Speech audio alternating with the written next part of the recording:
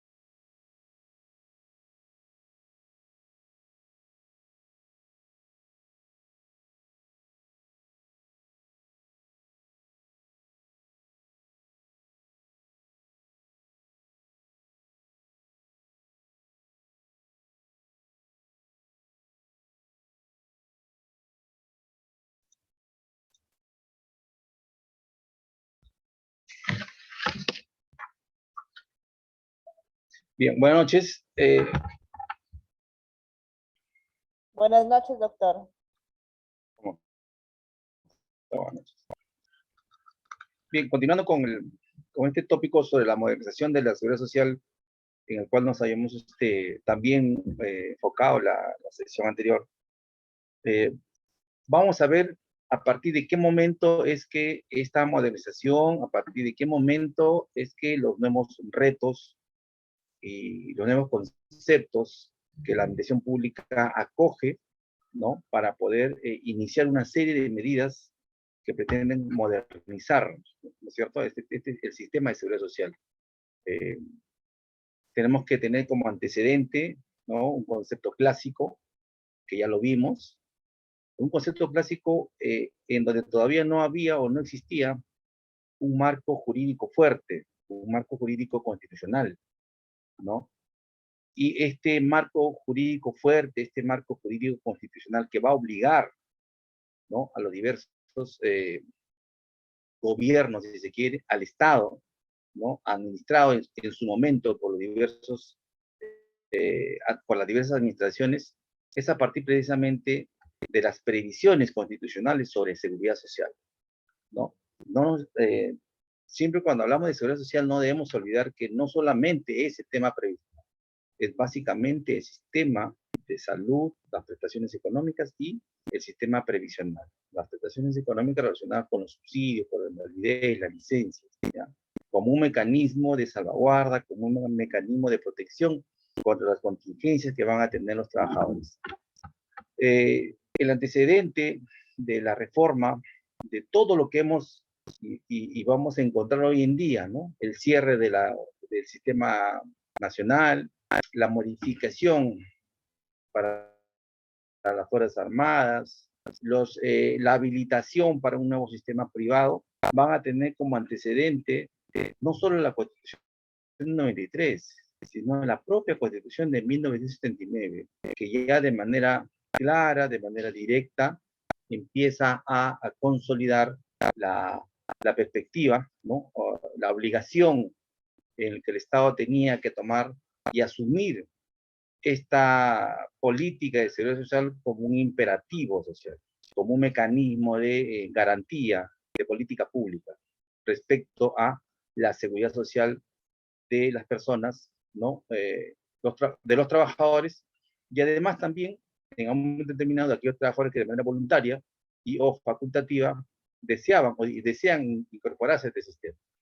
Bien, como antecedente, tenemos que señalar lo que preveía la Constitución de 1979, derogada por la Constitución, como modificada, mejor dicho, por la Constitución de 93, ¿no? El cambio constitucional, antes del cambio constitucional, el artículo 12 de esta Constitución establecía que el Estado garantiza el derecho a todos a la seguridad social, ¿no es cierto? Y dejaba y regulaba que la ley regule cuál va a ser su acceso progresivo. ¿Ya? Miren cómo utiliza el constituyente 79, utiliza un término, ¿no? Obviamente este término tiene que ver con la consolidación de estos derechos de segunda generación, ¿no? los derechos fundamentales, los derechos humanos tienen determinadas dimensiones y ámbitos.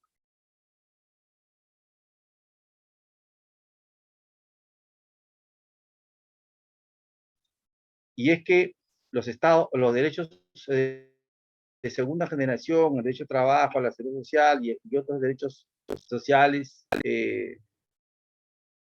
van a tener un impacto en las economías de los estados. Por ello es que su aplicación y su implementación es progresivo, ¿no? Porque implica que los estados empiecen a consolidar primero sus economías para aplicar e implementar este tipo de políticas públicas asociadas y relacionadas con el tema de la seguridad social, por ejemplo. Y entonces ya la Constitución prevé, no dispone que el Estado garantice, ¿no? Y de que de cualquier forma lo haga. No, sino dispone, pero además también establece que a través de una ley esto debe ser progresivo, ¿no? Sobre todo cómo se va a hacer de manera progresiva y sobre todo su financiación. Ahí es donde van a surgir los denominados fondos previsionales, ¿no? Hoy día todos los fondos son de ONP, fondos en las AFP, esos fondos tienen la naturaleza de fondo intangible, no pueden ser afectados, ¿correcto? Tienen un único destino, ¿no? Garantizar las prestaciones económicas por pensiones. El artículo 13 establecía, en la Constitución de 79, por ejemplo, que esta seguridad social tenía como objeto, miren, la Constitución establecía hoy día, la Constitución hace un marco general. Obviamente, por eso es que cuando se deroga, o mejor dicho, cuando se modifica el cambio constitucional, la Constitución del 93, quienes cuestionan la Constitución del 93 dicen que esto se dejó de lado, ¿no? El Estado en esta Constitución se liberó de esta obligación y por consiguiente ha dejado desamparo a la masa. Vamos a ver que no es así. Pero sin embargo, esos cuestionamientos, esas críticas nacen a partir de que de manera literal, de manera textual, la Constitución de 79 establecía que los riesgos de la seguridad social eran los riesgos que se coberturaban en el tema de la enfermedad, la maternidad.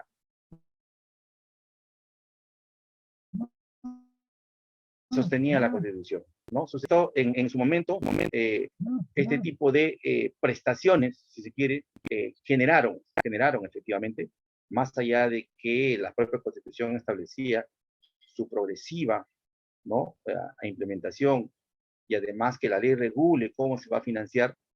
Esto generó, obviamente, en su momento, la década de los 80, una crisis institucional en el antiguo IPS, Seguro Social, generó no solamente una crisis organizacional, no generó además una crisis estructural del sistema, ¿no? No había la capacidad operativa de este Instituto de Peruano de Seguridad Social, era nula. Entonces no había el sistema, en lugar de fortalecerse, se fue deslegitimando, ¿no? Entonces, continuamente esta deslegitimación del sistema ha terminado por debilitarlo, hasta que hoy en día igual el nivel, el índice, la ratio de aceptabilidad de estos servicios son muy bajos. ¿No? Y precisamente porque siempre trató y trata de hacer una mayor cobertura. Cuando se reforma, se utiliza el concepto de la capa simple y capa compleja, por ejemplo, en las prestaciones de salud. Y por sentido común, en el manejo de las atenciones de la prestación de salud, por ejemplo, ¿a qué nos podemos referir cuando hablamos de una protección de la capa simple en sistemas de salud? Afectaciones pequeñas, infecciones, gripes, si se quiere, ¿no? Temas menores pasaron a las EPS, pero se quedaron a cargo del sistema de seguridad social de la prestación de salud a cargo del prestador social, las lesiones o las enfermedades de capa compleja, aquellas graves, aquellas que importaban e importan hasta hoy en día mayor utilización de repente de recursos para poder satisfacer y de alguna manera coberturar estas prestaciones de salud. Bien, la Constitución Nacional debería ser una institución autónoma y descentralizada, ¿no? Esta autonomía y este nivel de descentralizado, obviamente tenía un fin, tenía un objetivo. Cuando sostenemos que una institución debe ser, y lo señala la propia, una constitución que nos va a regular, ¿no? En cada oportunidad que nosotros, como Estado, nos ordenamos políticamente, en cada oportunidad que constituimos una nueva constitución, cambiamos la constitución, es como si en nuestra PC la resetearíamos, ¿no? Es como un momento en que la reseteamos y empezamos de cero, ¿no? Y establecemos nuevos valores, nuevos principios, ¿correcto? Y a partir de ello, el Estado se empieza a autorregular, el Estado empieza a planificar sus políticas públicas, pero con determinados matices y características, ¿no? Entonces, respecto a la seguridad social, desde 79 se establecía se establecía desde la Constitución que debía ser una institución autónoma y descentralizada. Y su autonomía partía de un hecho esencial, de que al ser un ente netamente que iba a requerir recursos financieros, que iba a requerir autonomía técnica, no lo que en día también se da a nivel de determinados organismos, autonomía era necesaria para liberarla, ¿no? Para crearle una cápsula, ¿no? A este sistema y que el sistema empieza a funcionar, ¿no? Se retroalimente, ¿no? De manera técnica con lo que sea necesario, con lo que sea eficiente, técnicamente desde la prestación de salud, desde su financiamiento, ¿no? Sinceramiento, por ejemplo, el financiamiento en una prestación de salud es como hacer un ejemplo, ¿no? Muchas veces pensamos de que con lo que aportamos, si aportamos 10, pretendemos que el servicio que se nos deba dar sea un servicio de 1000. Y entonces muchas veces ese sinceramiento, ¿no? Del tributo, de la contribución, es antipopular, pero técnico. Técnico porque tiene que apuntar a una sostenibilidad del sistema de seguridad social. Y entonces, si la institución no tiene o no goza de esa autonomía, ¿no es cierto? Entonces, el impacto, el nivel de influencia, como que tiende a distorsionar esa autonomía, ¿no? Y entonces, el nivel de influencia política, por ejemplo, ¿no? El nivel de influencia político es muy fuerte. Y entonces, una institución, nuestro país, nuestro Estado, siempre debe estar bajo un principio de las instituciones técnicas tienen que tener su propia autonomía técnica. ¿Por qué? Porque a partir de esa autonomía, la entidad sincera tarifas, sincera tasas, sincera el tipo de prestación, sincera el costo de prestación, ¿no? Muchas veces eh,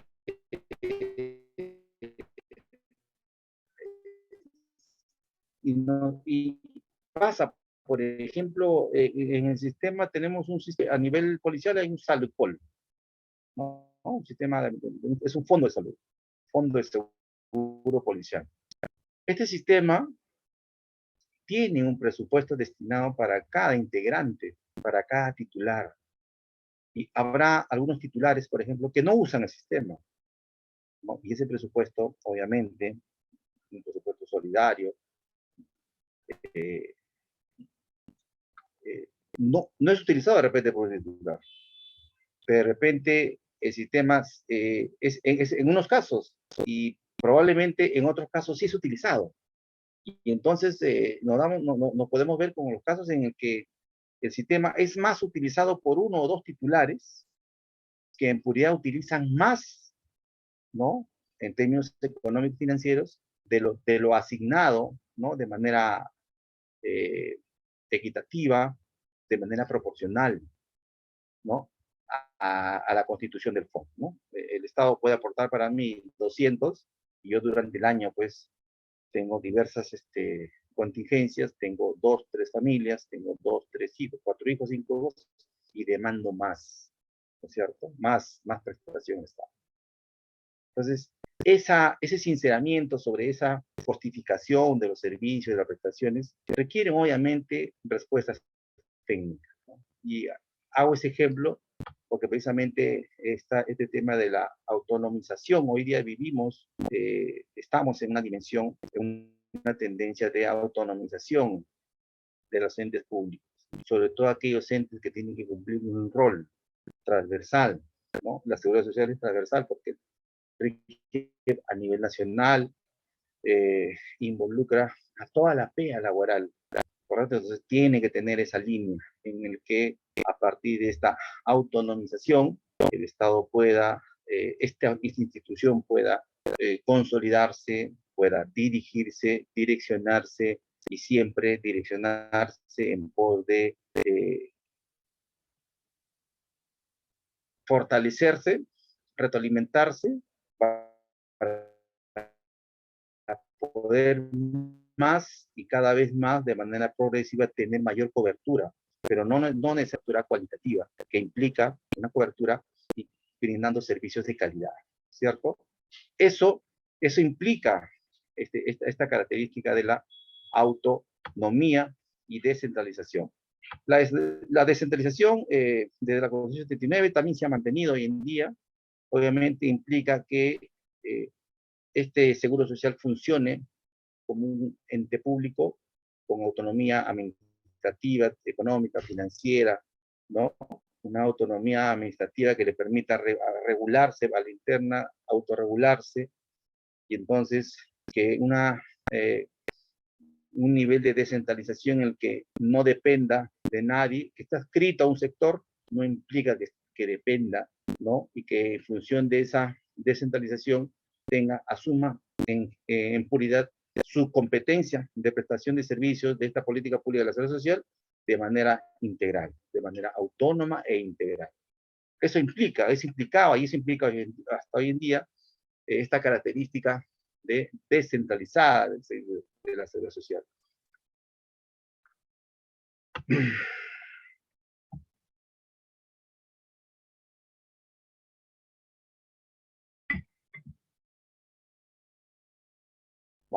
Disculpa si estoy tomando líquidos calientes, pero la verdad tengo la garganta un poco lesionada. Bien, y entonces ahí a partir de esta constitución ya se establece técnicamente diversas características de cómo debe funcionar o cómo debe ser la seguridad social, ¿correcto? Obviamente aquí había ya si se quiere, ¿no? Alguna literalidad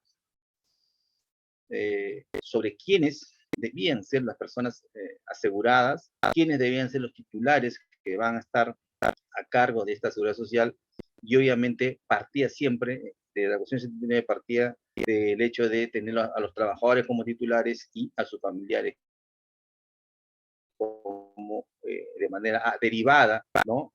A fin de que el sistema de seguridad social les derive los derechos que a los titulares les prevé y les garantice y les cobertura este sistema de seguridad social. Bien, con el cambio constitucional,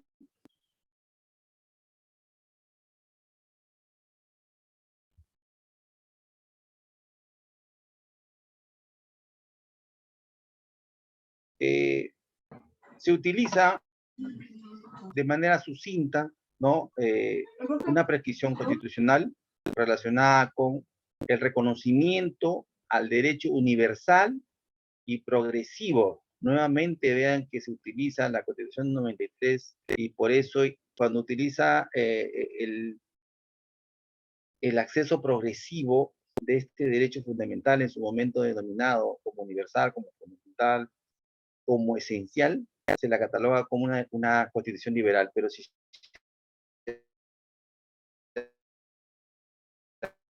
dan cuenta, la Constitución 79 también lo prescribe. 79 ya estábamos frente a un escenario en el que los estados tenían crisis, ¿no? Los estados de manera incipiente empezaban ya a reconocer las crisis económicas que le generaba las diversas prestaciones. Vivíamos un momento, en los 70, de manera global, se vivía, la administración pública en general, ¿no? Se manejaba bajo la lógica de un Estado eminentemente prestacional, ¿no? ¿Y qué implicaba que sea un Estado eminentemente prestacional? Un Estado que preste los servicios de salud, que preste todos los servicios, pero a partir de los 70 también, ¿no? A partir de ese momento empiezan, cuando el Estado se convierte en un Estado eminentemente prestacional, lo primero que empieza a identificarse, o mejor dicho, a manifestarse son las crisis económicas, ¿no? Entonces, como se empiezan a crear las crisis económicas, los Estados empiezan en sus constituciones o en sus regulaciones de derecho interno, empiezan a evidenciar que hay determinados servicios y prestaciones que el Estado lo tiene que cumplir de manera progresiva. En tanto exista caja, voy cumpliendo, voy coberturando, ¿ya? Eso vamos a escuchar, cuando hablamos de la seguridad social, efectivamente todos tienen derecho, eso es innegable, pero la satisfacción y la cobertura total va a implicar de todas maneras que el Estado tenga un espacio, ¿no? Espacios de poder reconocer, retroalimentar, ¿no? Financieramente, retroalimentar de manera institucional para poder cobertura. Por eso es que el artículo 10 de la Constitución 93, y si se quiere, es el único, una de las únicas previsiones en el cual se habla de este derecho universal y progresiva a la seguridad social, y se habla de contingencias que la ley prescribe. Si se dan cuenta, la Constitución de 79 era un poco más reglamentarista para estos efectos, y señalaba qué tipo de circunstancias y riesgos debería coberturar la seguridad social, ¿no? Pero esto ha cambiado en relación a la Constitución 79, ha cambiado de denominación constitucional. Sin embargo, hoy en día,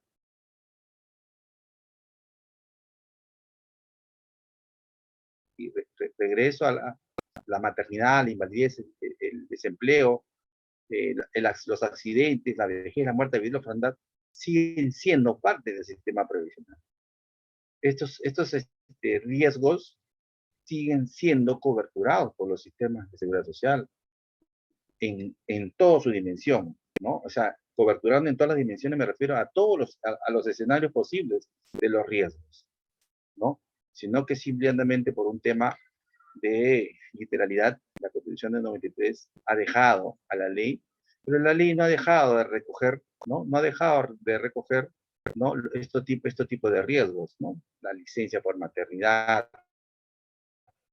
la pensión por invalidez, no ha dejado de reconocer en caso de desempleo, cuando hay licencias, y la persona tiene un determinado suceso, no ha dejado de reconocer los accidentes, la vejez, la muerte, obviamente los subsidios, las pensiones de viudez, la orfandad, no ha dejado de reconocer. Vamos a ver más adelante, por ejemplo, en este tema de los accidentes, en el tema de las pensiones de orfandad, cómo la ley sigue amparando determinados riesgos de las pensiones derivadas, en pensiones derivadas. Y entonces, en la Constitución del 93, el artículo reconoce este derecho universal, pero progresivo, sigue sosteniendo a fin de que toda persona acceda a la seguridad social, a fin de que tenga un mecanismo de protección frente a las contingencias.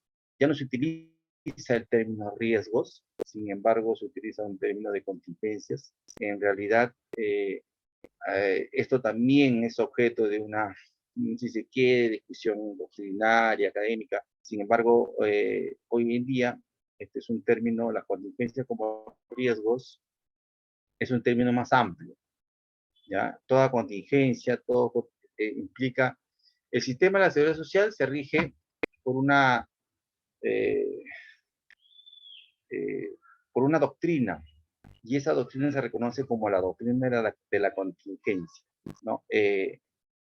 Precisada, o sea, nominada a partir de esta cuestión 93, pero aceptada por la doctrina. ¿Y qué implica la doctrina de la contingencia? ¿Alguien ha escuchado, alguien se imagina qué implica una doctrina de la contingencia?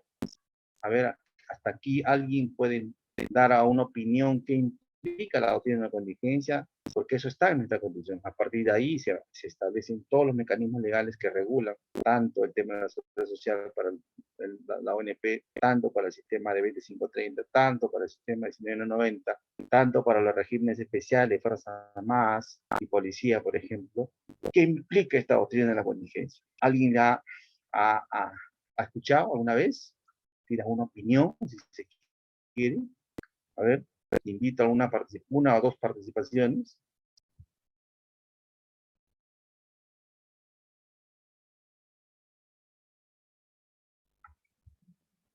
¿Nadie? Señor López La Monja, ¿se encuentra ahí?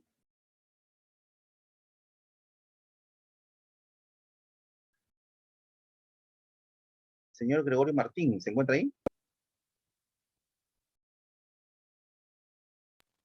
Hola, buenas Señor noches. Rodolfo. Sí, recién me estoy conectando a la clase. Acabo de llegar. Lo que hay en clase, Walter. Buenas Dígame, noches. dígame, doctor. ¿Cómo está? Ya, ya.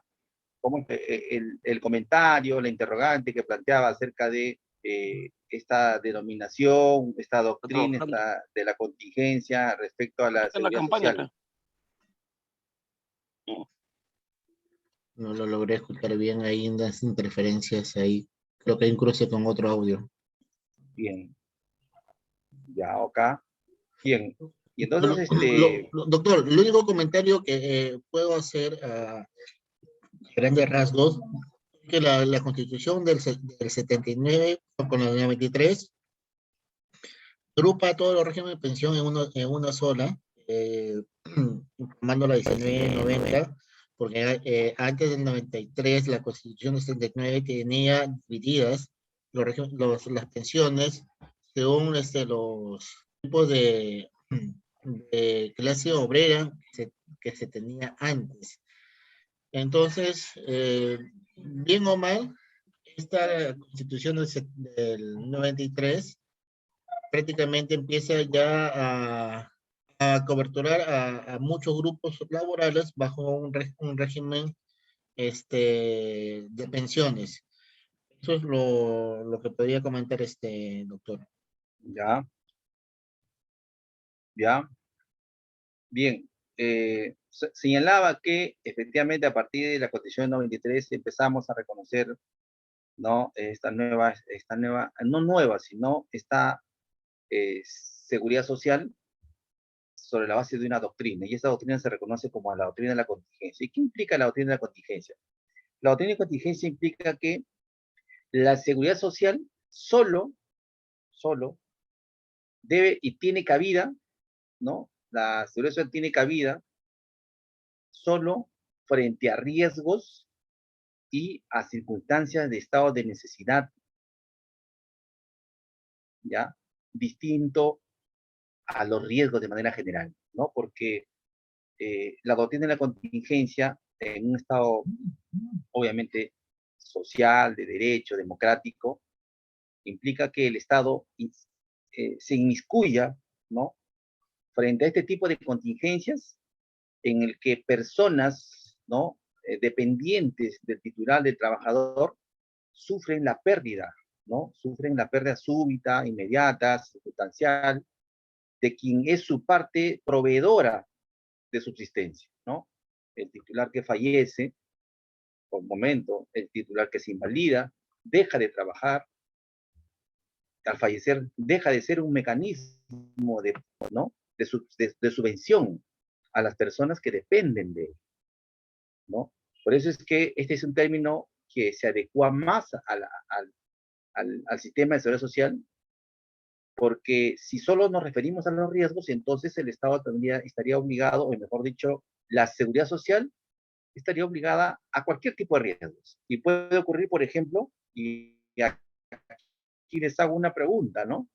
Hoy en día alguien está asegurado y de este sistema público que es contributivo, todos contribuimos, contribuyen la parte intergeneracional, los jóvenes van contribuyendo para que el Estado asista. Y resulta que hoy día fallece un titular, Dios no quiere, pero este titular, además de haber perdido esta condición de trabajo, de haber perdido el ser parte integrante de la familia que subsiste, deja a sus sobrevivientes. Pero ocurre que sus sobrevivientes tienen ingresos económicos, tienen una suficiente capacidad adquisitiva, ¿correcto? Y entonces, esta doctrina en la contingencia establece dos condiciones. Primero, que las personas que dependan, ¿no?, a quien el Estado debe asistir por este menoscabo, hayan tenido una relación de dependencia y un estado de necesidad.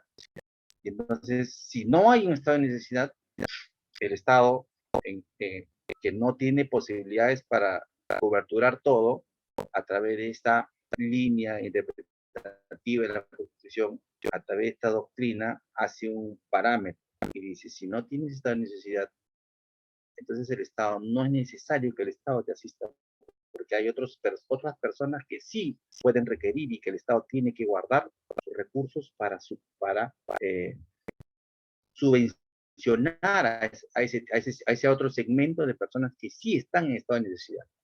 Ese es el cambio, ¿no? Esa es la modulación que se hace respecto de la Constitución 79 y la Constitución 93, ¿no? Entramos a un sistema en el que el Estado solo asiste de manera residual a quienes tienen un estado de dependencia. Obviamente, la viuda, los hijos menores, frente a esta doctrina, tienen un estado de necesidad y la dependencia económica de facto. O sea, el Estado asume que la viuda y los hijos menores, por ejemplo, tienen un estado de necesidad, ¿correcto? Y por eso es que en este tipo de circunstancias, la seguridad social para ellos, en cualquiera de sus regímenes, lo único que les exige es la filiación, el entroncamiento. Esposa, cónyuge. Unión de hecho declarada, unión de hecho declarada. Hijo, partido de nacimiento. Nada más. Aquí también vamos a ver que hay sistemas que establecen pensión de ascendiente y de descendiente. O sea, los sobrevivientes pueden ser los papás y también los hijos. Pero esos hijos también pueden ser adultos porque están estudiando o tienen alguna situación de necesidad. Esa situación del hijo adulto, ese estado de necesidad del hijo adulto, tiene que acreditarse. Ahí el Estado no puede tener una presunción jurídica como lo hace con la viuda y con los hijos menores. Ahí, que ellos tienen esta necesidad, por eso es que los sistemas previsionales inmediatamente otorgan este derecho a la contingencia, otorgan este sistema previsional.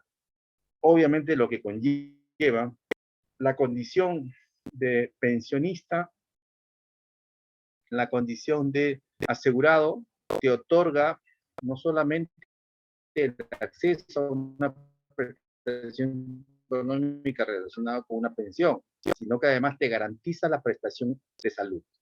En tanto no eres pensionista, no tienes garantizado el acceso por el sistema previsional. Puedes tener un seguro universal, puede ser parte de un seguro universal que lo tenemos todos, como el SIS, por ejemplo, el Seguro Integral de Salud Universal, que es para todos, los 33 millones peruanos, que igual el Estado también les hace una ficha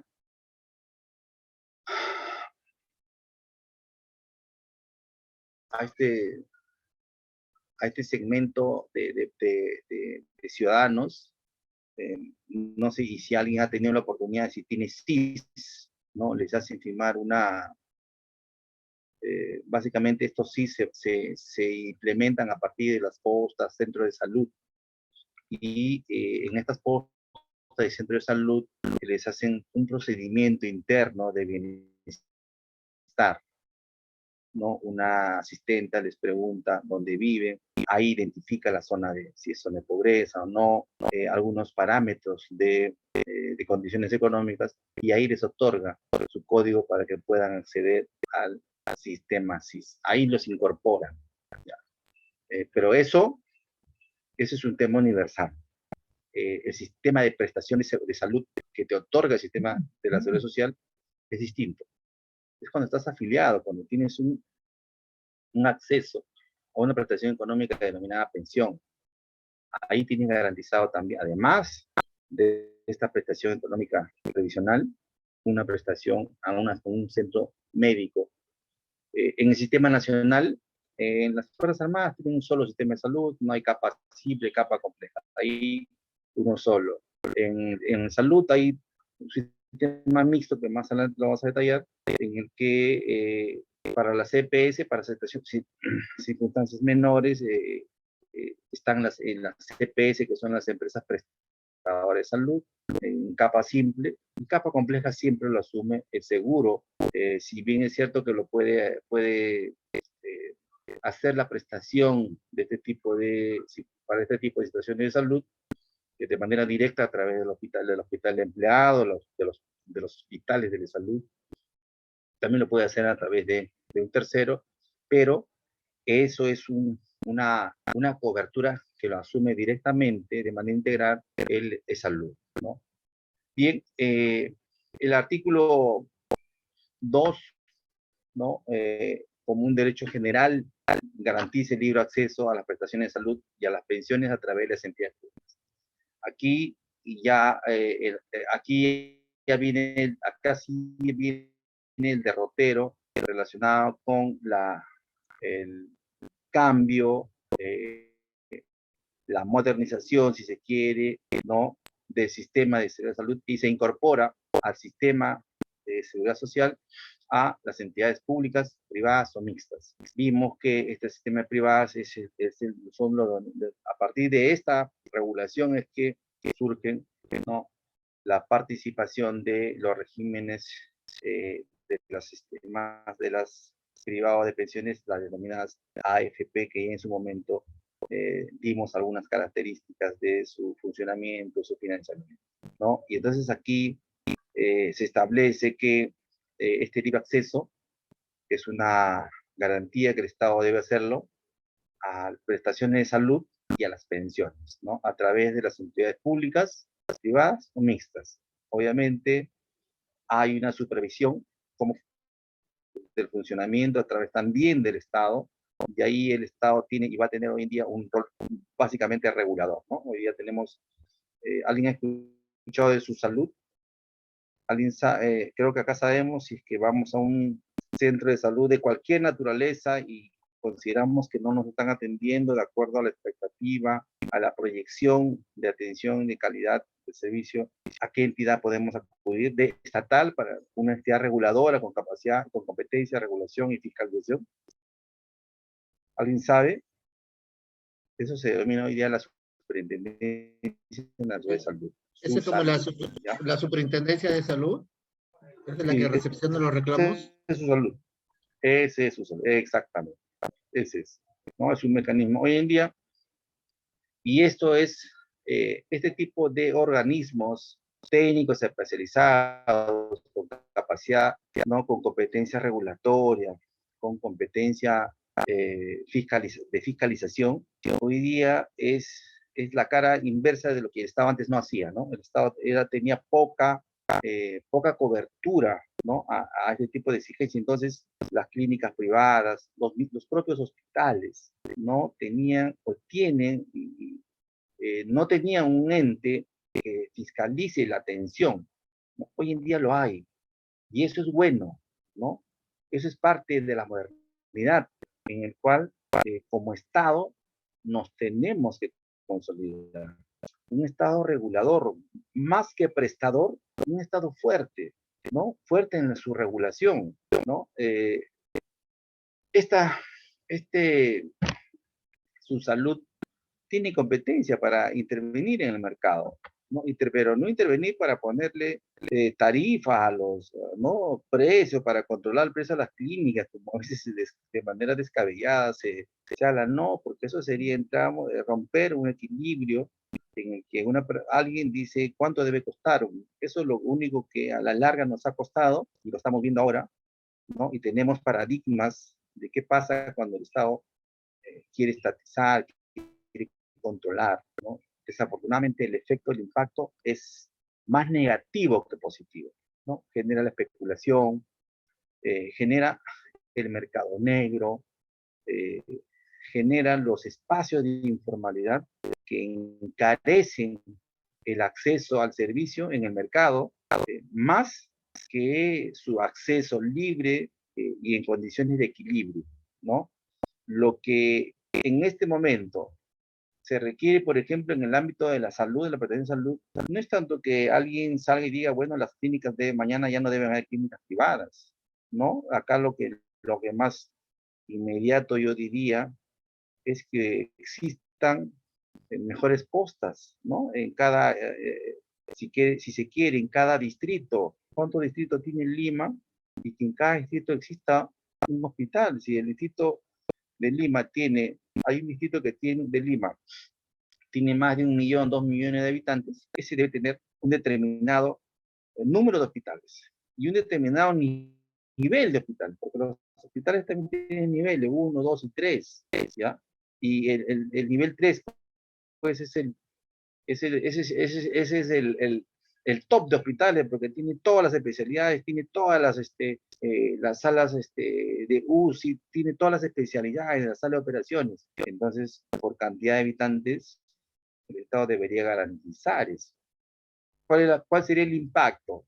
El impacto es que la gente utilice los servicios públicos. Porque igualmente se pagan tasas mínimas, pequeñas, pero se pagan. Pero que el Estado permita.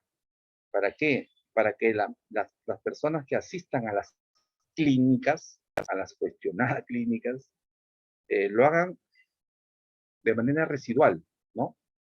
Y que las personas que no tienen medios económicos para tener ese mercado, para incorporarse a ese mercado, tengan dónde acudir, tengan dónde asistir y un Estado, un sistema de salud pública que acopie cobertura, ¿no? Los coberture y los atienda de manera satisfactoria.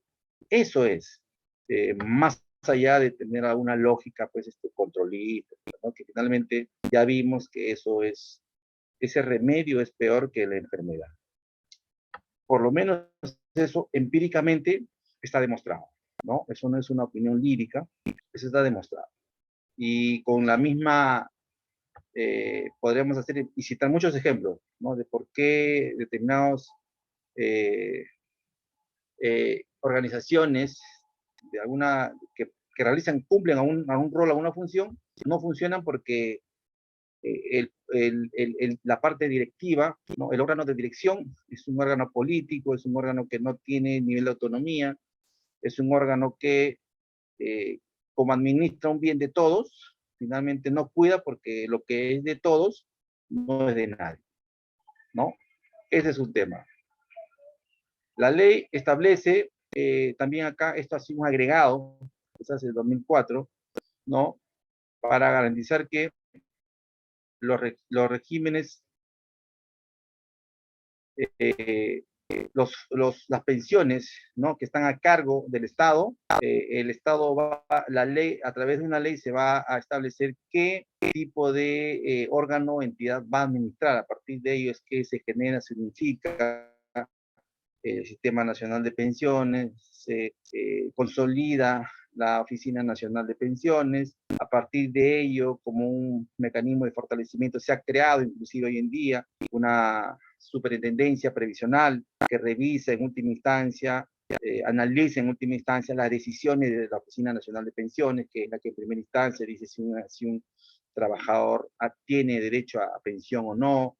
Y entonces, a partir de esta previsión constitucional y esta modificación constitucional, van a surgir este tipo de entidades que tienen una lógica de modernizar, de consolidar, de retroalimentar un sistema de seguridad social eficiente y universal, pero siempre de la cuestión política, establece que estos fondos y las reservas que tienen estos fondos de la seguridad social son intangibles, igual que la Constitución 79, y que estos recursos se van a aplicar solo en la forma y bajo responsabilidad que se establezca una ley, ¿no? Que se establezca. Aquí los fondos, por ejemplo, hay una limitante, el tema de los fondos previsionales, su intangibilidad tiene que ver con sus colocaciones, cómo se colocan, cuál es el nivel de riesgo de colocación. Eso está regulado a través de la ley. La SBS tiene también competencia para hacer este control, esta fiscalización sobre esta previsión constitucional, ¿no? ¿Y por qué desde la Constitución se ha puesto este candado, si se quiere? ¿Por qué creen? ¿Por qué creen que se ha establecido tanto en la 79 como en la 93? Siempre se ha sostenido que estos fondos son intangibles. ¿Por qué creen? ¿Por qué se remarca esto en esta Constitución del 93? ¿Qué vimos? El constituyente del 93, ¿qué miró atrás? ¿Qué pasó con el IPS? ¿Se acuerdan? ¿Alguien tiene, de repente, acuerda la crisis del Instituto Peruano de Seguridad Social? ¿Qué pasaba? ¿Cómo era el manejo de la gestión interna? Partidarizada totalmente por el Partido Aprista, y menciona al Partido Aprista porque era el gobierno que se encargó de llevarnos al ocaso económico de los 80, a la crisis que conllevó el paquetazo del 92. Nadie se acuerda, pero precisamente por eso, ¿no? Porque a pesar de que se hablaba de una autonomía, en ese espacio, en ese momento, se rompió esa autonomía, ¿no? Y entonces no había este cuidado, estas reservas. Entonces, hoy en día se ha consolidado nuevamente en la Constitución 93 que son intangibles y que solo se pueden utilizar para los fines previsionales, para los fines que son destinados, no hay más. Bien, y entonces si se quiere, esta garantía de utilización de estos fondos está a cargo del órgano de fiscalización de la SBS, se encarga de hacer el control de este tipo de fondos y su utilización.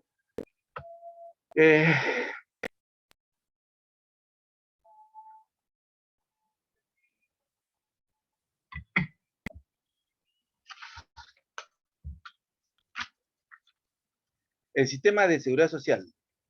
Entonces, el sistema de seguridad social va a estar definido por esos principios, esas normas que el Estado, a través de la ley, va a dictar, y la finalidad precisamente es proteger las situaciones de necesidad independientemente del vínculo profesional a un empresario y de su contribución o no al sistema, ¿no? Esta es una definición conceptual que define cómo funciona y cómo debe funcionar el sistema de seguridad social, ¿correcto? Y básicamente, desde la perspectiva de la Constitución del 93, esta seguridad social se va a caracterizar por ser eminentemente pública y universal, ¿no? Y la universalidad implica a todas, de manera a la mayor cobertura, a la totalidad de la PEA.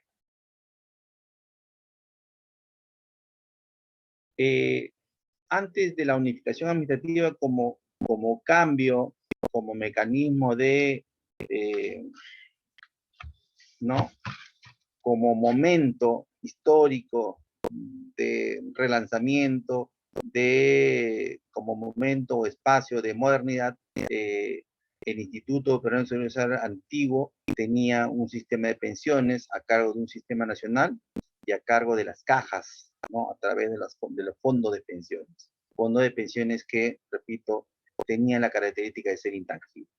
Y también tenía un espacio, una dimensión de salud, que eran las denominadas prestaciones de salud, los hospitales del seguro, que prestan este tipo de servicio, esta prestación Después de surge el sistema plural, en el que van a haber regímenes contributivos y no contributivos. En el régimen no contributivo tenemos al SIS, por ejemplo, hasta hoy día, el Seguro Integral de Salud, que es para todos. Este seguro debe involucrar, este SIS lo tienen todos, y hoy en día con el tema del COVID, las personas que no estaban, que perdieron su trabajo, y que en su momento tenían salud, al no aportar, no contribuir, dejan de tener afiliación, pero se iban a este régimen no contributivo. En el régimen contributivo tenemos a la salud y de manera complementaria las CPS, que son las que brindan los servicios de las empresas prestadoras de salud. Ahí tenemos personas naturales, clínicas, que van a hacer este servicio, y obviamente aquí es donde remarco que el salud, ¿no? Los hospitales de salud se quedan con las atenciones más fuertes, más complejas, ¿no? Y las denominadas de capa simple, capa compleja. La capa simple es las empresas prestadoras de salud, y las capas complejas obviamente sí están a cargo de salud, que también puede ser a través de un tercero, pero este costo, esta cobertura es una cobertura que lo asume el de salud, ¿no? Luego de este sistema plural, entra en el tema previsional, el régimen de público y el régimen alternativo, mixto, ¿no? En el régimen público vamos a tener al decreto legislativo 1990, al decreto ley 2530, otros sistemas están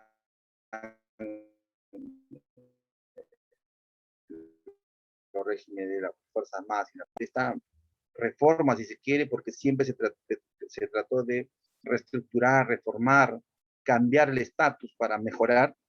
Está el tema del régimen alternativo, que lo vienen a constituir hoy en día las FP, que son supervisadas por la SBS como un mecanismo de fiscalización respecto a sus funciones, funcionamiento, y sobre todo al funcionamiento respecto a las colocaciones, a las inversiones que las AFP deben tener, porque el Estado tiene un compromiso. Si bien cierto, permite un sistema privado, un sistema particular, el Estado no puede tampoco desprenderse de su rol de regulador, de fiscalizador, para que no exista una AFP que quiebre, porque si quiere una AFP de sus afiliados, ¿cómo quedaría?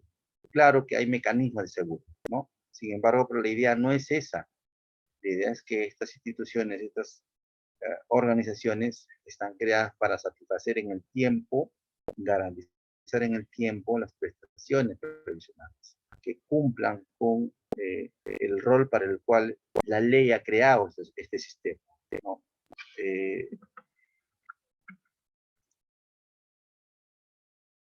Bien. Y entonces, a partir de estos sistemas, de este sistema plural, mixto, vamos a tener determinadas características que el sistema de la seguridad social ¿no?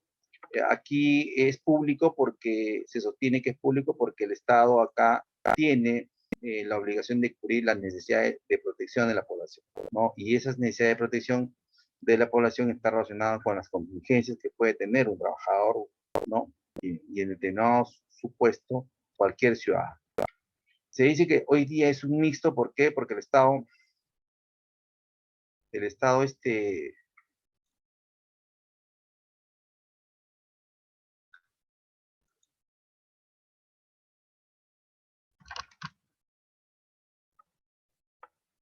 se dice que el Estado es una característica de este sistema de seguridad social es mixto porque el Estado brinda este tipo de servicio a los sujetos necesitados, y que puede existir contraprestación que es contributiva y no contributiva.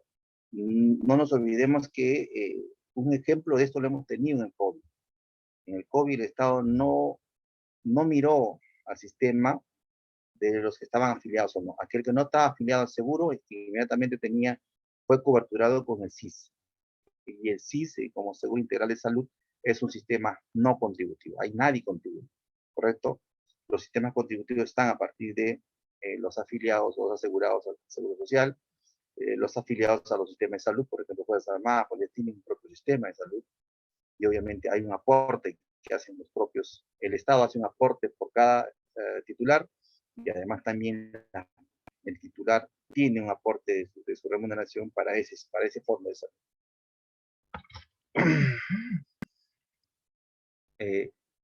Este sistema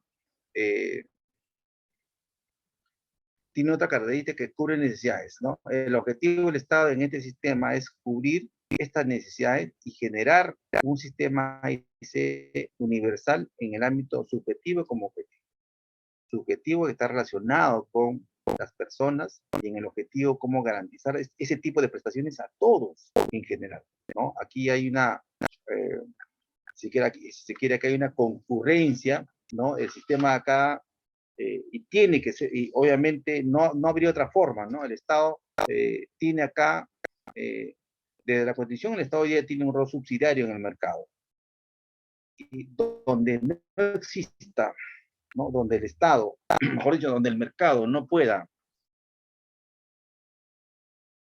proveer este tipo de servicios, ahí está el Estado para poder coberturarlos. Y obviamente ese es un imperativo, ¿no? Ese es algo que tiene obviamente que ver con el tema de la constitución económica, pero sin embargo, en el marco de la seguridad social, el Estado lo ha asumido y lo viene asumiendo, ¿no? Y sus sistemas no han cambiado, el sistema de seguridad social es el mismo, cobertura a los afiliados, cobertura a los asegurados y a las personas que no contribuyen porque no están en la PEA, el Estado lo cita en un mecanismo general, en un mecanismo sistema integral. Se dice que este sistema debe ser autónomo, claro, por su carácter universal. Este sistema siempre tiene que estar asociado al régimen laboral, siempre tiene que estar asociado al derecho al trabajo, toda vez que es ahí donde se va a forjar el tema de la contribución para unos, es ahí donde se pueden generar los espacios de riesgos, es ahí donde, por ejemplo, una trabajadora tiene la necesidad de que se le coberture, por lo menos en el estado de gravidez, es ahí donde se va por eso es que cuando analizamos el sistema de seguridad social, no podemos mirarlo aislado del derecho al trabajo. No podemos mirarlo aislado. Siempre tiene que haber un análisis que analice de manera concordante, ¿no? Porque ustedes, no sé si acá hay damas que tienen un contrato, trabajan en alguna empresa y que han tenido la necesidad de utilizar este tipo de licencias, ¿no? Y que sería bueno que de repente la puedan comentar. Hay alguna dama que haya asistido o haya utilizado, si se quiere, alguna licencia por gravidez, por maternidad o por enfermedad, por ejemplo, pero más por gravidez. ¿Alguien? O de repente, estando en el Estado igual, porque...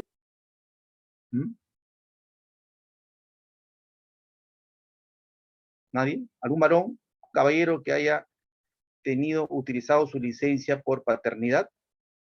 Hoy día también hay una licencia por paternidad, pero es un derecho hoy día. Pero es un derecho que surge de su relación laboral, ¿correcto? De su relación laboral. Por eso es que hay que mirar el espacio, el contexto, la dimensión fenomenológica donde se produce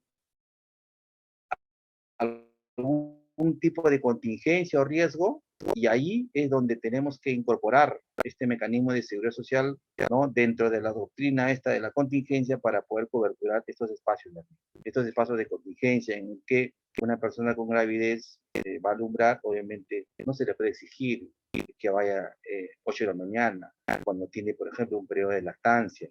¿Por qué? Porque tras esa persona el Estado tiene un rol también de velar por el desarrollo integral del niño, ¿no? Entonces, ¿cómo le exiges a una persona que tiene que atender a un menor para dejarlo en casa, que lo deje 8 horas, pues, ¿no? Y en qué momento ese menor hace su lactancia, que es su derecho natural, esencial, fundamental, que le sirve para que pueda desarrollar su integridad, forjar su propio mecanismo de salud, ¿no? Y entonces, ese tipo de derecho surge en el derecho de trabajo, ¿no?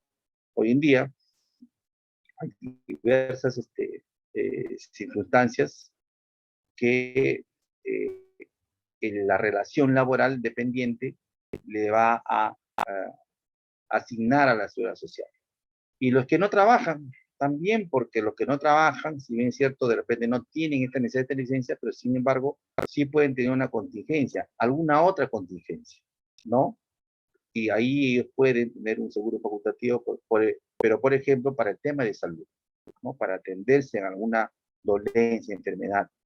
Entonces, este sistema de seguridad social se caracteriza, si bien es cierto, se caracteriza por esa autonomía, sin embargo, siempre hay que entenderlo en el marco del estudio también del derecho laboral, porque ahí es donde precisamente se van a producir este tipo de contingencias y la necesidad de cobertura de riesgos y contingencias a los trabajadores, ¿no?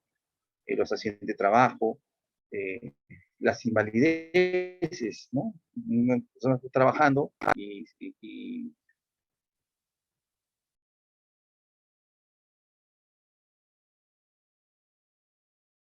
está trabajando y de ahí ocurre que puede tener alguna contingencia, un accidente de trabajo, y entonces luego no puede seguir trabajando. No pierde esa capacidad psicosomática para poder trabajar. ¿Qué va a hacer esa persona? Si producto de la contingencia se ha producido en el ámbito laboral, obviamente hay una razón, hay una necesidad, y es un derecho que alguien coberture ese riesgo, ¿ya? Entonces, esto es siempre, eso nace en el derecho laboral. Bien, vamos a analizar cuáles son las luces, los nortes, la guía, ¿no? Respecto de los principios de la seguridad social. Vamos a analizar aquí qué cosa es lo que permite que hoy en día, cuál es la exigencia que debemos tener todo afiliado, todo asegurado y en que tenga todo ciudadano respecto al Estado, respecto a nuestra seguridad social. ¿Qué es lo mínimo que le podemos exigir? Y también, ¿qué es lo mínimo como deber ciudadano que debemos dar? ¿No? Porque no solamente es requerir la prestación, estas prestaciones, ya le dije, requieren recursos y obviamente requiere un espacio de financiamiento. Requieren que entendamos desde el punto de vista ciudadano que hay un principio de solidaridad, por ejemplo, ¿no? Más bien aquí les voy a pedir un par de minutos. Voy a tomar una pastilla porque también me da la garganta. 2 minutos nomás, por favor, ya no voy a... No se vayan.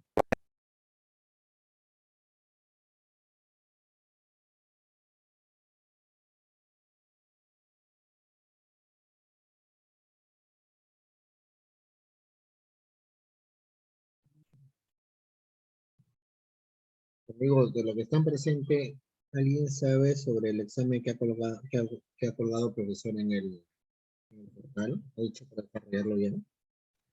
¿Ha dejado para desarrollar antes?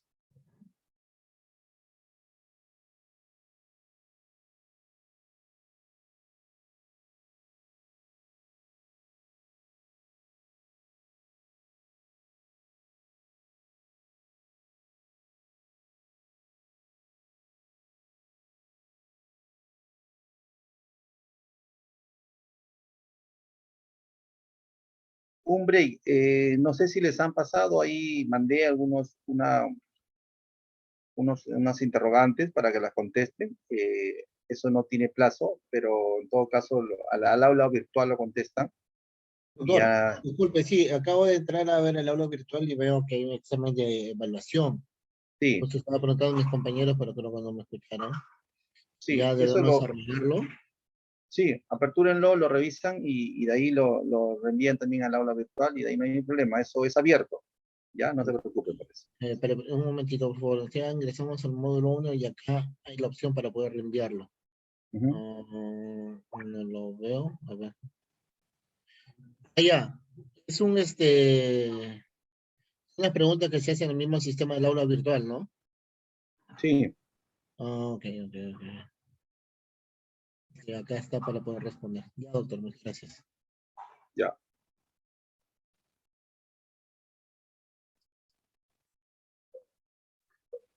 Entonces, respecto al trabajador, hay principios, pero hay que entender estos principios no como un tema si se quiere, de que la seguridad social es un patrimonio de los trabajadores, ¿no? De los dependientes. En realidad, esta universalidad subjetiva está relacionada con todo el universo de personas que estamos en el marco del Estado, ¿no? Desde los infantes, de los adultos mayores, todos estamos y debemos ser coberturados por nuestro sistema de seguridad social. A través de los sistemas de seguridad, obviamente, tenemos sistemas de seguridad social, de salud, para los afiliados, para los facultativos, pero también ya vimos que en este cambio, ¿no? En este mecanismo de modernidad, el Estado también, aquel tiene un régimen no contributivo y tiene que ver con este principio, ¿no? Respecto al trabajador, como principio, la universidad subjetiva no implica que no necesariamente estemos frente a que la seguridad social es un patrimonio de la persona que trabaja, dependiente o que tiene un trabajo. No, este es un derecho que le asiste a todos y que nos asiste a todos. Si el trabajador tiene una relación de dependencia y tiene la posibilidad de incorporarse al seguro social, será ese su sistema que le permita tener esta cobertura.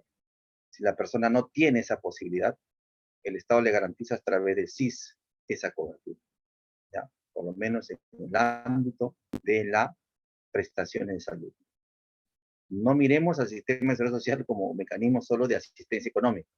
Miremos básicamente en el tema de las prestaciones de salud.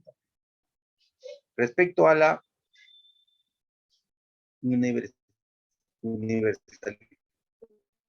universidad objetiva y respecto a los riesgos. Aquí también tenemos que, maestre, de la cobertura de los riesgos y este tipo de la universidad objetiva que define a la seguridad social que está dirigida a coberturar estas contingencias. Esta cobertura de este tipo de contingencias tiene que estar también entre un equilibrio entre las necesidades, ¿no? De los asegurados, ¿no? De las personas que tienen o están en estas contingencias y también el equilibrio con sus aportaciones, si se quiere, ¿no? Aquí hay un sistema en el que esta universalidad se va a enlazar con el principio de solidaridad, porque en un sistema contributivo, por ejemplo, hay afiliados que pueden pagar más, y eso yo creo que es un ejemplo, ¿no?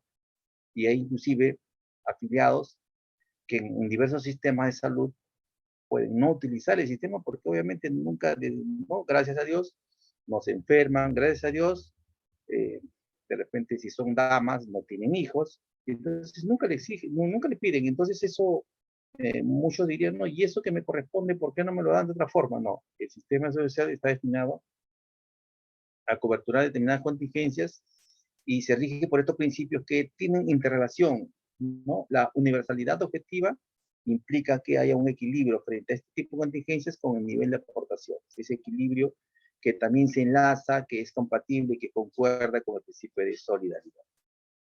Ahora, otro principio que también que es necesario que lo reconozcamos, lo indiquemos, es relacionado con la solidaridad. Y aquí, este tema de la solidaridad, obviamente este principio es un principio que subyace a un tema impositivo, ¿no? Nadie, en los regímenes contributivos y en los no contributivos, en esencia, de manera inherente, se nos impone ¿no? O la obligación de ser solidarios, ¿correcto? Pero esto también tiene que pasar por un principio de legitimación de la sociedad. La sociedad nos tienen que educar, a todos nos tienen que educar en este principio de solidaridad. Nos tienen que educar en este parámetro, en este contexto en el que tenemos que aportar para solucionar, satisfacer, garantizar alguna prestación para otras personas, ¿correcto? Porque así ocurrió con nuestros papás, nuestros abuelos, si se quiere, haciendo un ejemplo coloquial, ¿no? Así ocurrió, y entonces nosotros somos parte de esa cadena de solidaridad. Pero, como les digo, este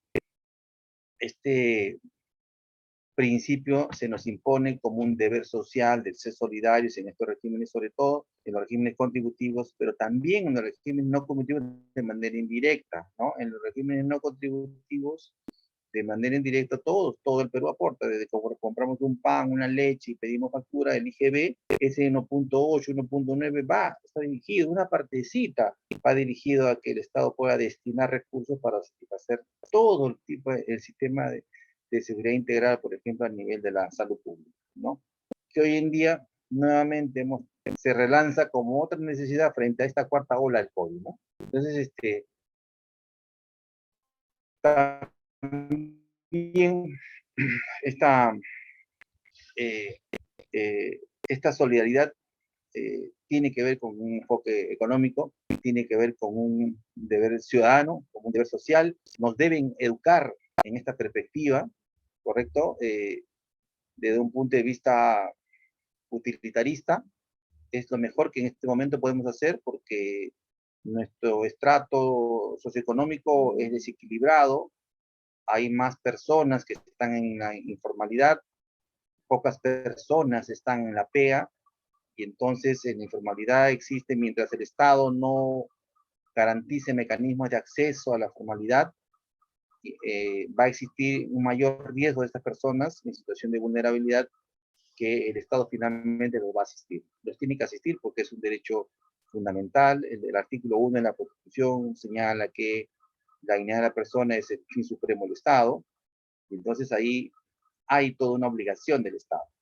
Pero esta obligación del Estado tiene que tener un financiamiento. Y este financiamiento tiene estos principios. Una segunda característica respecto al financiamiento surge el tema de la eficiencia. Creo que la eficiencia, la eficiencia es, a ver, ¿cómo definimos la eficiencia? ¿Alguien me puede decir qué significa la eficiencia en un marco del sistema social? O en el ámbito personal de nosotros, ¿qué significa ser eficiente con lo que necesitamos y con los recursos que tenemos para lograr satisfacer nuestras necesidades?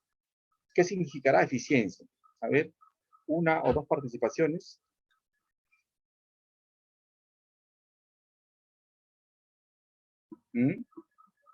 Siempre escuchamos, hay que ser eficientes, todos los ministros, directores, políticos, hay que ser eficientes, hay que ser eficientes. ¿Y qué significará pues ser eficientes?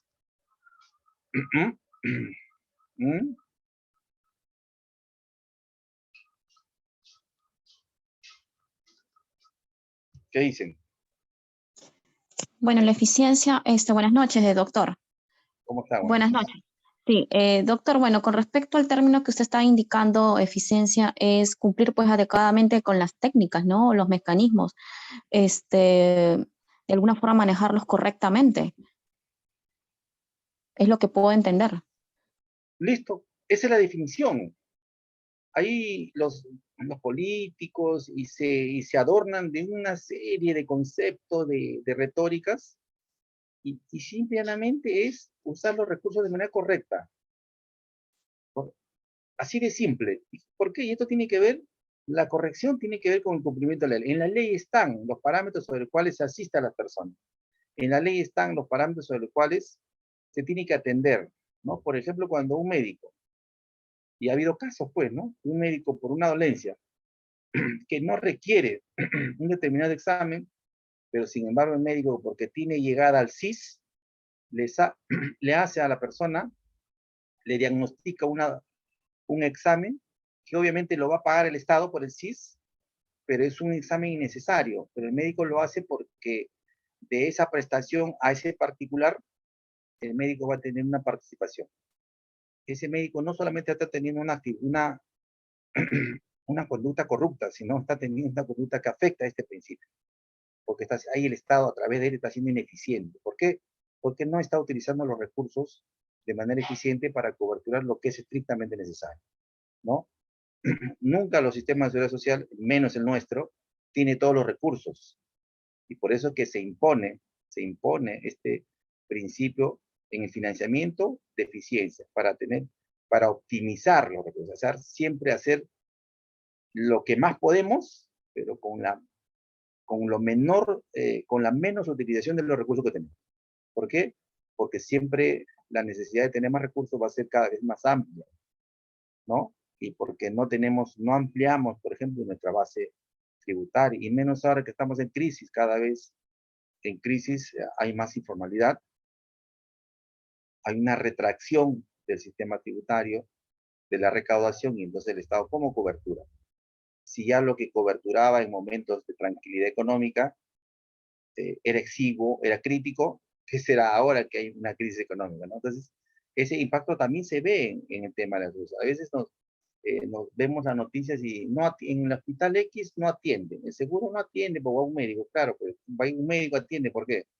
Porque no hay para contratar otro médico, porque no hay recursos, porque el médico nadie atiende gratis, o sea, nadie presta su trabajo gratis, ¿no? Entonces ahí este principio resulta vital, y su compañera ha hablado de un principio y de un principio de buen gobierno, la corrección, que es la ley. El principio de corrección es el principio de legalidad, en el marco de buen gobierno, de la buena gobernanza. ¿Correcto? Hoy día, los principios de buen gobierno aterrizan como nortes, como orientadores, como principios también de esta seguridad social, ¿no? La transparencia, la rendición de cuentas, la corrección. ¿Por qué? Porque eso evita que se rompa este principio de corrección, de eficiencia, se gaste mal, se compre mal, ¿correcto? Se pague por un aparato que vale 10, se pague 200. Eso implica, eso ataca directamente. ¿Tiene esto una connotación jurídico-penal? Seguro que sí. Seguro que eso puede calificar como colusión, como un delito. Pero básicamente atenta contra esta eficiencia. Y esta eficiencia nos dice, oye, Estado, tú tienes poco, pues, y tienes mucha gente vulnerable. Utilízalo bien, porque el día que utilices mal, te estás condenando a no atender a gente que tiene situación de contingencia. Eso es lo grave. Eso es lo grave en esto. El día que se paga, ¿no? Se le da a una empresa de un hospital y no hace nada, y se le gira el último día, que es un gobierno regional, por ejemplo, que le paga 90, 100 millones, y la empresa se va sin hacer nada, ese día, ese dinero que se le paga está condenando a muerte a mucha gente que va a necesitar una atención, una ambulancia, un patrullero. Entonces ahí hay un hecho grave, ¿no? Un hecho grave que está contenido como un principio, ¿no? Todo servidor público tiene en sus manos la utilización de recursos para este segmento, en esta dimensión de la seguridad social, tiene la obligación de ser eficiente, ¿correcto? De evitar los gastos innecesarios, de planificar, y ahí vamos a la parte de la administración, como otro principio, la unidad, ¿no? Este principio de unidad te hace, si bien debe ser flexible, ¿por qué? Porque debe permitir las nuevas tendencias, la administración moderna, los nuevos ejes, ¿no? Que te abre una gama de posibilidades, la planificación, la subsidiariedad. Aquí, respecto a la administración, hoy día tenemos un gran reto, y por eso es que hoy en día, en todo momento estamos pendientes, ¿no? Inclusive hay una ley de modernización del Estado que establece pautas, criterios, establece cuáles son las obligaciones hoy en día de las entidades de modernizarse, ¿no? De utilizar, de migrar del papel a la sistematización, ¿no? De migrar de los procesos físicos a los procesos digitalizados, sistematizados. ¿Por qué? porque apunta a un Estado moderno, a un Estado eficiente, ¿no? Y un Estado moderno vamos a hacerlo si es que reconocemos que estos principios como norte, como guía, como luz, ¿correcto? Necesarios para consolidar una reforma de la seguridad social. De lo contrario, simplemente estamos condenados a tener un sistema crítico, un sistema que no cobertura, un sistema que de manera permanente está deslegitimado. La gente no cree. Y como la gente no cree, hay una alta litigiosidad. Y como la gente no cree, hay una alta demanda, ¿no? de litigios. Y me refiero a todo tipo. Imagínense que el Estado tenga que responder por un establecimiento 20 denuncias a nivel administrativo, 20 denuncias penales. Miren a lo que se dedica el Estado, a satisfacer estas investigaciones. Eso demanda recursos, tiene un impacto económico, ¿no? ¿Por qué? Porque la administración no es abierta, porque la administración no admite la participación para que las personas se legitime el sistema. No admite la planificación, no planifica y hace las cosas mal, ¿no? Gestiona mal o no gestiona, ¿no? Estos principios, señores, nosotros estamos en este tópico de la seguridad social, debemos conocer y vamos a llegar a conocer cuáles son las prestaciones que otorgan los sistemas, pero básicamente eso es la consecuencia final, si se quiere. Eso es lo que al final va a ocurrir. Pero previamente tenemos que reconocer que hay una obligación estatal desde la Constitución, desde las normas, hay un reconocimiento de estos principios que hacen necesario que el Estado tenga un rol más activo en la buena gestión, en el buen gobierno corporativo, si se quiere. ¿Ya? El buen gobierno corporativo no solamente es para el ámbito privado, también para la administración pública del buen gobierno. Y el buen gobierno implica que en la gestión de la seguridad social tengamos y reconozcamos que esto es una necesidad, es un imperativo. De lo contrario, simplemente, si no permitimos que la gente participe, entonces nunca sabemos si el sistema funciona bien o mal, si el sistema es de calidad o no es de calidad. Si no hacemos que la gente participe, hay deslegitimación y entonces hay un permanente cuestionamiento, ¿cierto? Entonces la gente no participa, no aporta con tranquilidad, con paz social, y entonces tenemos un permanente desgaste de utilización de tiempo, de recursos. Si no planificamos, ¿no? Hice el ejemplo acá, ¿no? Ustedes van a venir a clase, y pongamos que esto es una clase, y entonces, si no planificamos, también tenemos pasos y etapas de procesos ineficientes. ¿Por qué? Porque no planificamos, ¿no? Yo no sé si acá hice o suelo hacer este ejemplo cuando enseño gestión, cuando enseño políticas públicas. La planificación es el espacio, la dimensión más importante para donde se debe analizar este tema de la eficiencia, ¿no? No sé si acá lo hice, pero lo vuelvo a señalar el ejemplo que hago. Si yo o alguna señorita del curso acá tiene que ingresar al curso a las 8 de la noche, en la mañana, 8 de la mañana, ¿qué hace? Se levanta en la mañana y recién ahí busca qué traje, qué vestido, qué atuendo, qué cartera, qué loción va a utilizar, o lo hace un día antes. Tiene las dos alternativas, hacerlo en el día o hacerlo un día antes.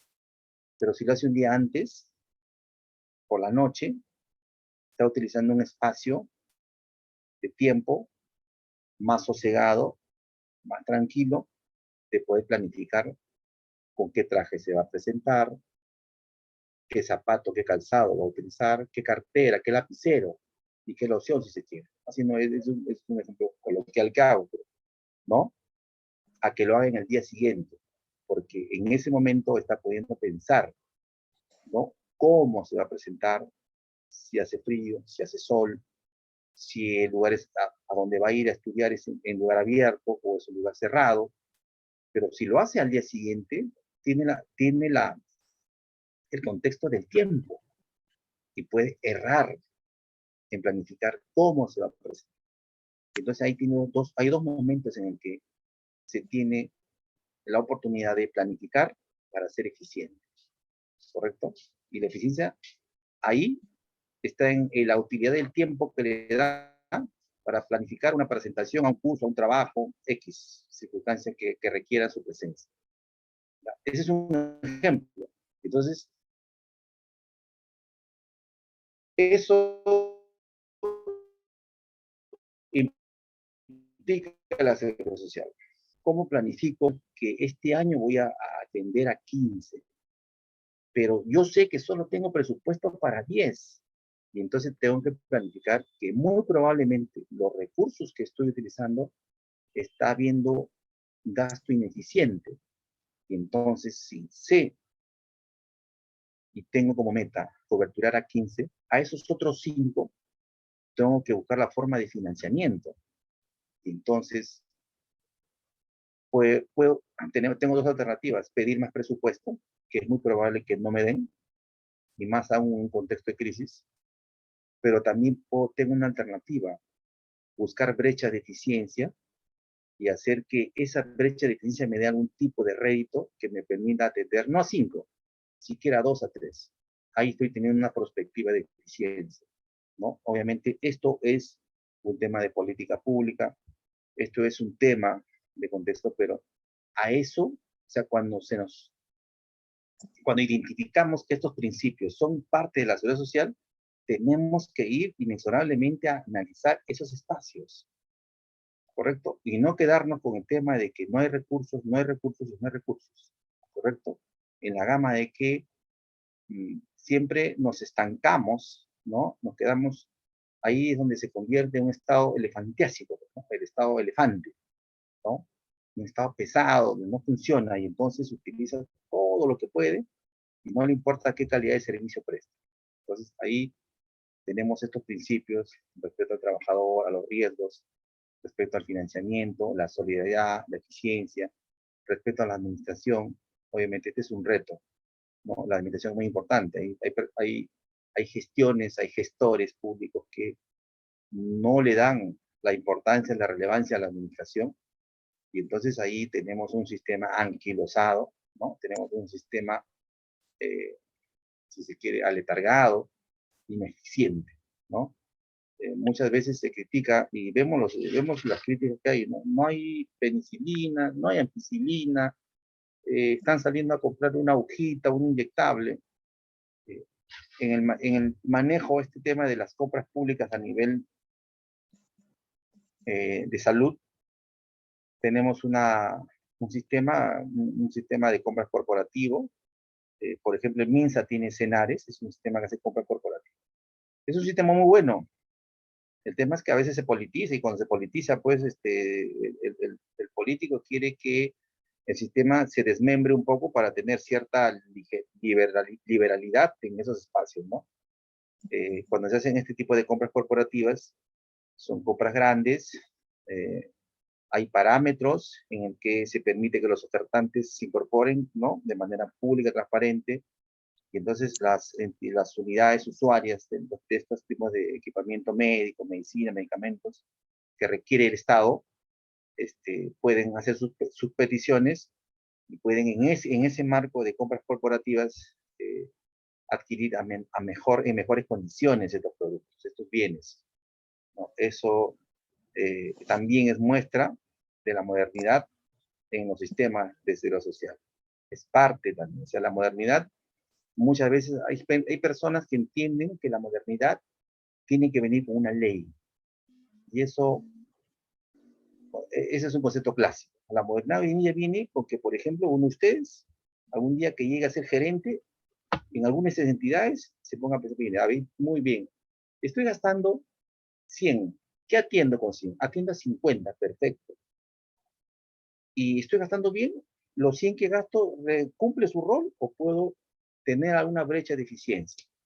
Y empiezo a analizar proceso por proceso y a identificar los procesos, como se dice, sucios, ¿no? Hay procesos sucios, se denominan los procesos que no generan valor, ¿no? A los pasos que no generan valor en la cadena de atención. Eso se empieza a suprimir, se empieza a suprimir. suprimiendo, estamos generando brechas de eficiencia. ¿Correcto? Estamos dando espacios de eficiencia. Estamos siendo más eficientes. Si identificamos un paso ocioso, inútil, ese tiempo que utilizamos para ese paso lo podemos destinar para otro espacio de atención. Y entonces estamos ganando un espacio, estamos ganando una oportunidad de atención, de mejora, ¿no? Entonces, eso es. Y no esperar lo que espera todo, vemos todo político cuando cada 5 años dice, vamos a modernizar la seguridad social, vamos a cambiar y hacer una segunda reforma ya no de reforma agraria, sino vamos a hacer una segunda reforma de la seguridad social. Y entonces vamos a dictar una ley. Señores, no necesitamos ley. Necesitamos que se cumpla lo que ya está estatuido, que se cumpla, que se administre bien lo que tiene que administrarse, ¿no? Su fuente de financiamiento hay que analizar, hay que recurrir, hay que estudiar las formas de financiamiento, porque hoy en día también el deber ciudadano tiene que ser copartícipe del sistema. El ciudadano también se puede involucrar, puede tener una participación más activa, pero va a tener una participación más activa con el sistema cuando observe que el sistema de manera circunstancial, cuando requiera, lo va a asistir de manera aceptable, ¿no? Pero mientras no tenga la percepción negativa, obviamente va a haber una renuencia a este cambio.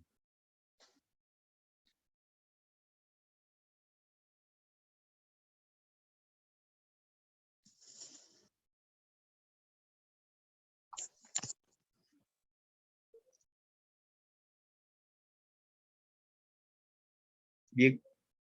Y entonces, aquí tenemos un espacio en el que desde la Constitución, estos sistemas, este sistema mixto, esta gestión corporativa, buen gobierno corporativo que se le exige hoy día, tanto a nivel privado como a nivel institucional, público, está en la Constitución, ¿ya? Nosotros, este derecho a la seguridad social, desde la Constitución nace porque somos una república social, ¿correcto? Democrática, independiente, soberana, pero básicamente social. Entonces el Estado tiene ahí la necesidad de coberturar, de garantizar un sistema contributivo y también no contributivo. En ambos escenarios lo tiene que garantizar. En un escenario contributivo tiene que regularlo y en un escenario no contributivo tiene que asumirlo. Aquí, el derecho a la seguridad social desde esta Constitución 93, desde la Constitución económica, ¿no? El artículo 55, 56, 57 hasta la 59, es lo que se denomina como la Constitución económica. Pero este no es un curso de derecho constitucional. Este es un curso de derecho previsional, pero utilizo la Constitución porque es ahí donde cualquier reforma tiene que mirar. ¿Qué cosa me permite? ¿Cuál es mi obligación como Estado? ¿Correcto? Toda reforma tiene que mirar. Si yo tengo una herramienta que me dice que la iniciativa privada es libre, entonces tengo que mirar que para modernizar, no todas las personas tienen el mismo segmento, tienen la misma oportunidad, si quiere, económica, y entonces pueden haber un segmento que pueda utilizar un sistema privado. Y ahí es donde surge el tema de las AFP. Bien, pero básicamente quiero puntualizar aquí es que la Constitución no obliga a que exista un sistema privado. Solo permite que el mercado también tenga una oportunidad para que hay segmento de la población que sí puede incorporarse a este sistema. ¿Ya? Que el sistema esté hoy día cuestionado, criticado, perfecto. Pero lo que tenemos que ver es que en su momento fue una oportunidad de cambio frente a una crisis. Hoy día podemos mirar para mejorarlo, podemos hacer una retroalimentación de las experiencias vividas y no vividas, de los paradigmas, de lo que ocurre en Chile, Colombia, cómo viene funcionando, sí, y lo debemos estudiar, sí. Desafortunadamente tenemos a políticos que todos los días, ¿no? Nos muestran, nos llenan las noticias, ¿no? Nos llenan las noticias y en cosas que deberían estar hoy día, ¿no?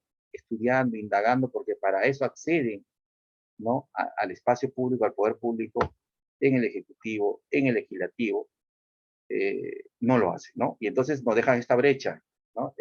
La Constitución no te obliga, sí, pero entonces, ya, cuestiona lo privado, perfecto. Y entonces, ¿cómo garantizas, cómo haces que el Estado cobertura el tema de privado? ¿Qué haces? Y no te olvides que hay una regla en el financiamiento, tienes que ver cómo lo vas a financiar, porque si no, entramos nuevamente a un sistema crítico, ¿no? Ese es el derecho a la seguridad social dentro o desde la perspectiva de la Constitución, ¿no? La ley 26790 dispone de la modernización de la seguridad de salud.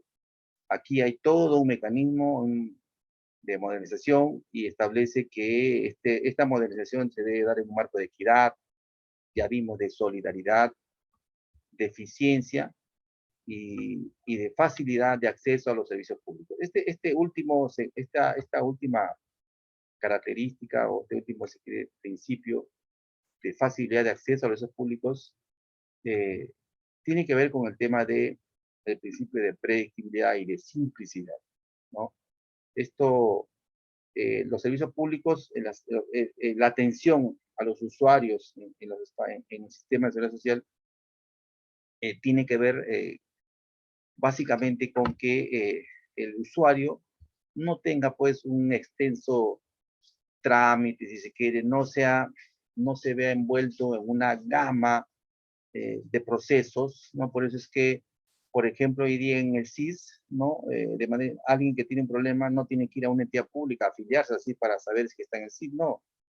Va a cualquier posta, a un hospital, y ahí le preguntan, ¿tienes SIS? No, no tengo SIS. Entonces pasa a una oficina y ahí inmediatamente el señor es requerido de información, hay una servidora pública que le hace una pregunta y es la servidora pública que califica que la persona debe acceder al SIS, porque no está afiliado al seguro, no está afiliado a un sistema de salud policial militar, no está en una EPS, entonces lo incorpora al sistema, ¿no? Eso es una parte de esta modernidad en el que facilita el acceso a los servicios de salud. Esta modernización este tema de la eficiencia tiene que ver hoy en día con la utilización de las plataformas digitales. Hoy en día, por ejemplo, si alguien quiere sacar SIS, por ejemplo, yo les hago ahorita a ustedes una herramienta. Todos tienen SIS, saben si tienen SIS, y entonces entran a una plataforma, aperturan, ponen su DNI, y el sistema desde el teléfono les dice si tiene SIS. Alguien necesita tener sus vacunas, saber si tiene su cuarta vacuna, tercera vacuna, quinta vacuna en el MINSA. Ingresan por la plataforma, ponen su DNI y ahí les sale su cartilla su carnet de vacunación digital, ¿no? Eso es parte de la modernización. Eso es parte de lo que estamos obligados a hacer. Obviamente todo eso se ha apurado por el tema del COVID, pero esto debió hacerse no ahora, no el año del COVID, no el año 2020, debe hacerse siempre, ¿no? Siempre debimos mirar a la seguridad social en esa lógica de modernizarla cada vez, no de cambiar la ley, ¿eh? No de hacer ley, modificar la ley y cambiar la ley y cambiar la ley, no. Desde la gestión, la modernidad empieza desde la gestión, los instrumentos, las herramientas que utilizamos para gestionar estos servicios. Hay un régimen de contributivo, ¿no? Básicamente es en el tema contributivo, vamos a reconocer a los afiliados, los trabajadores, los pensionistas, los trabajadores que son independientes, que son incorporados por una ley, y todas las personas no comprometidas que están en un régimen de seguro potestativo, ¿no? A eso se va a definir como asegurados regulares, los afiliados que tienen derecho a una prestación. Los derechohabientes, aquí vamos a ver que hay un sistema de prestación, aquí hay se ha coberturado, ¿no? Los derechohabientes son el cónyuge o el concubino, los hijos menores de edad, miren, o mayores de incapacitados de forma total y permanente para el trabajo. Esta es una innovación. Antes estos sistemas previsionales establecían de manera general, por ejemplo, que a la interdicción como una causal para dar pensión, ¿no? Para que el sistema de seguridad social los asista.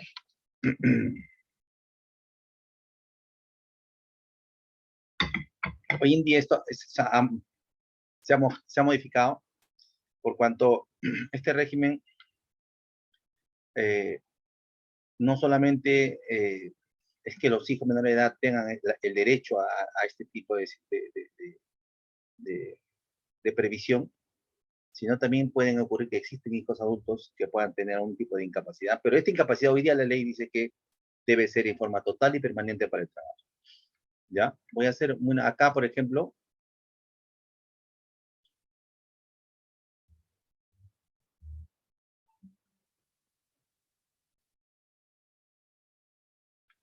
no sé si ven la pantalla.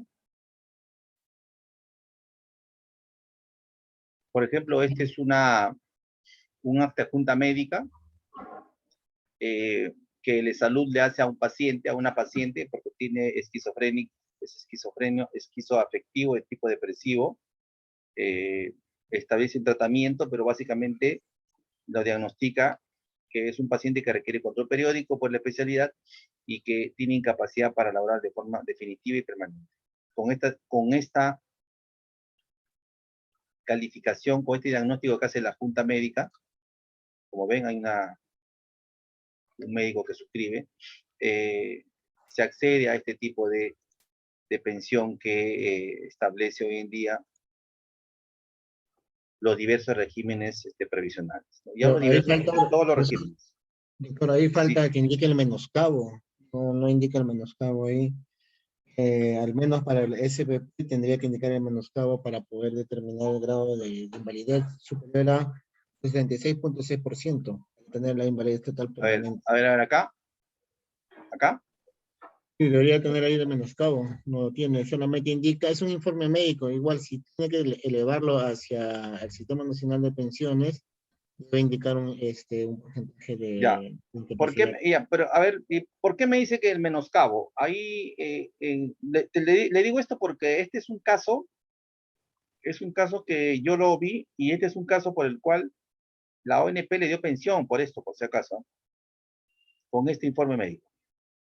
Ya, Total obviamente permanente, tras esto hay una historia clínica, sí hay una historia clínica, claro, es todo un ya, expediente completo. pero lo que la ley, puede haber una historia clínica, pero si ningún médico me dice de que no es incapaz para laborar para trabajo, no hay derecho a pensión. Esto hoy en día se ha innovado porque la ley exige eso, ¿ya? Entonces, el menoscabo puede tener una calificación porcentual ¿no? del corpóreo, psicosomático, pero básicamente tiene que señalar que hay una incapacidad laboral en forma definitiva y permanente conforme lo establece la ley. O sea, eso es un requisito hoy en día. Antes no. Antes, al interdicto, ¿no? O sea, alguien, por ejemplo, era ludópata, y entonces lo hacías declarar interdicto, ¿no? Y yo soy ludópata y necesito que el Estado me asista. Me deben dar una pensión por mi mamá, por mi papá. Entonces, eso tuvo un cambio y hoy día, esta es una exigencia. Ya está acá el régimen contributivo, no contributivo, y vemos, por ejemplo, el mapeo de la población asegurada. Miren, población sin seguro, 71.5%. Cuando se hace este cambio, esta reforma, a 2004, y esto no ha cambiado, ¿ah? Hoy en día esta PEA continúa, porque esta PEA surge de la formalización de los contratos laborales, de la inclusión. Los contratos laborales van apilados a un PEA, a un PET, en el que las empresas señalan cuáles son sus trabajadores, ¿no? Entonces, esta es nuestra realidad. Esto es lo que tiene que analizarse cuando analizamos el tema de la eficiencia, de la cobertura, la universalidad, ¿no? Esta población sin seguro, obviamente van a ir, los que están en situación de vulnerabilidad y pobreza, van a ir al CIS, pero van a ir al CIS bajo esa premisa, ¿no? Entonces, esto también es una data que nos sirve para poder, hasta qué punto, siquiera un punto más ganamos, ¿no? Esa población sin seguro debe crecer, debe disminuir mejor, ¿no? Si cada vez disminuye, entonces tenemos una población que participa, que contribuye más, y entonces eso fortalece el sistema. Ese debería ser el norte de la administración. Bien, hasta aquí alguna duda, algún comentario del tópico de hoy día. No sé, les ha parecido interesante, aburrido, con mi garganta que he tenido con intervalos, no sé.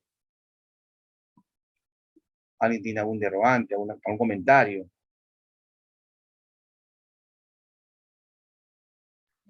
El tema está bastante interesante, como todas las clases que se vienen desarrollando hasta la fecha. A base de su experiencia también, doctor, que aprende, se puede solidificar ya con ciertos conocimientos que uno puede tener por un tema laboral, ¿no? Muchas gracias por sus conocimientos impartidos, profesor. Bien.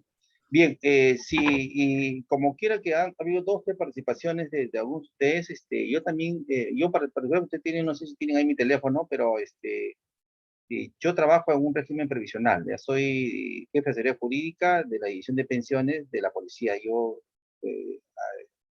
tengo más o menos, mi entidad administra más o menos casi 90 y tantos mil pensionistas en un régimen previsional. Y entonces,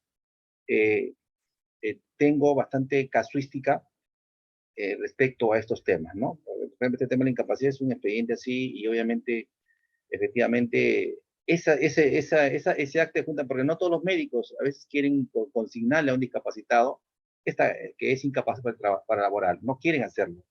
A pesar que van, ¿cierto? Míreme, yo puedo trabajar así, te dicen, no van a decir, voy a llamar.